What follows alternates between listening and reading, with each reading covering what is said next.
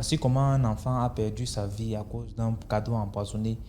Vraiment, l'histoire est terrible. Laissez un commentaire, likez, partagez. Ce qu'on fait, c'est pour sensibiliser. On poste plusieurs histoires tous les jours sur YouTube à 12h00. La chaîne, c'est DMG TV. Et on a une deuxième chaîne YouTube aussi qui est DMG TV, Histoire mystique exclusive. N'oubliez pas d'aller regarder aussi, de vous abonner. Voilà. Donc, écoutez attentivement, s'il vous plaît. Laissez un like, partagez, laissez un like. Ce qu'on fait, c'est pour sensibiliser. Voilà, écoutons l'histoire. Bonjour DMG, j'espère que tu te portes bien et bonjour à toute la communauté. Je vais vous raconter l'histoire d'une dame qui a raconté l'histoire dans un groupe privé dans lequel nous sommes, où les femmes viennent raconter ce qu'elles traversent. Vraiment, la dame a expliqué l'histoire, elle était bouleversée. Elle dit que elle et son mari avaient une fille. Ils ont décidé comme ça, du jour au lendemain, de fêter les 8 ans de l'enfant. Ils ont organisé la fête, tout. Ils ont donné des invitations aux membres de la famille, aux voisins, l'entourage.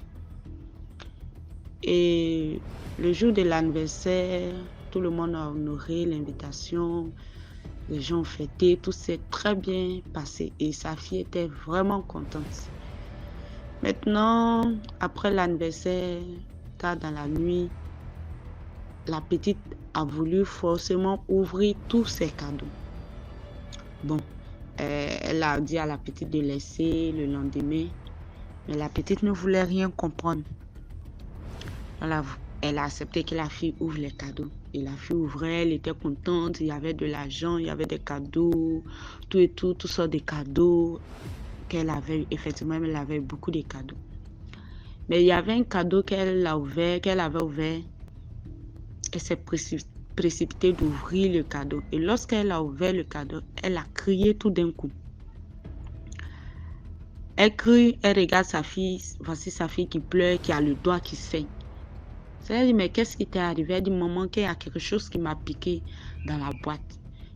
Elle prend le cadeau de la main de l'enfant, elle l'ouvre. C'est une aiguille que la personne a emballée. Et l'enfant a commencé à saigner à tel point qu'elle a dû prendre un gros chiffon pour emballer la main de l'enfant. Elle a eu le réflexe d'aller directement à l'hôpital. Elle a aussi pris l'aiguille, elles sont partis à l'hôpital. Arrivé à l'hôpital, le docteur prend l'enfant en charge. Et ils étaient en salle. Lorsqu'il sort, il demande à la maman, mais qu'est-ce qui est arrivé à la petite? C'est la maman qui dit maintenant qu'il y a une aiguille qui a piqué ma fille.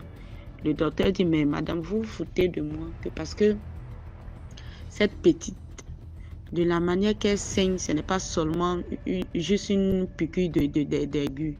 C'est plus que ça. C'est là qu'elle a montré l'aiguille au docteur. Vu la réaction du docteur, elle a su que ce n'était pas simple. Donc le docteur est rentré, est retourné vers l'enfant. Il était vraiment, tout le personnel était sur pied, tout. Et elle dit, en quelques minutes, sa fille a commencé à agoniser. Et en un rien de temps, la petite est décédée. Aussi facilement. Elle était tellement sur le choc. C'était comme un amusement en quelques minutes, en moins d'une heure et tout. Sa vie venait de changer. La petite était décédée. Et elle dit que son mari était vraiment en colère. Il était tellement en colère qu'il a juré qu'il va retrouver la personne qui a fait ça à sa fille. Ou sinon, il rejoindra sa fille. Donc, ils ont tout apprêté, ils sont rentrés, ils s'apprêtaient pour les funérailles. Mais son mari avait mal. Elle est chrétienne, son mari est musulman. Mais il n'y a jamais eu de problème. Donc, de son côté, elle ne pouvait que mettre en prière.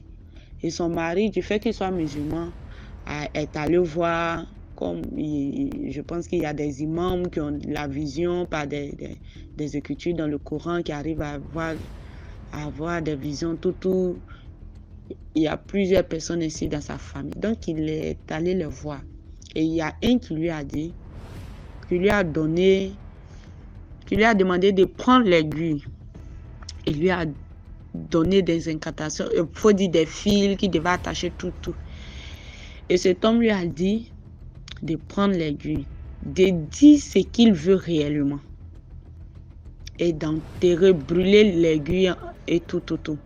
Que lorsqu'il va finir de brûler l'aiguille, le jour où ils vont enterrer, il faut dire le jour des funérailles de l'enfant, la personne qui a fait ça à l'enfant aura le doigt tout noir, c'est-à-dire brûlé aussi, au même endroit où l'aiguille a piqué la petite.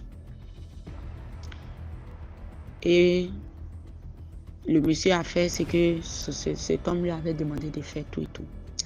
Et elle dit le jour des funérailles, les gens venaient saluer, donner leur yako, comme on le dit chez nous, présenter leurs condoléances, tout. Elle dit son mari était d'un côté et elle d'un autre côté. Elle dit presque de toute la journée, ils n'ont pas vu ça sur quelqu'un. Elle-même, elle était inquiète, elle dit est-ce que, bon, le monsieur a dit vrai, tout.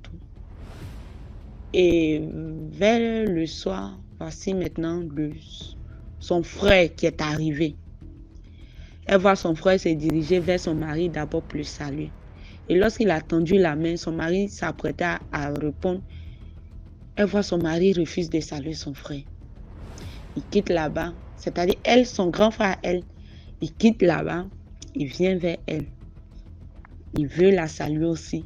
Et c'est là qu'elle se rend compte que le doigt de son grand frère est tout noir et a commencé même à s'enfler.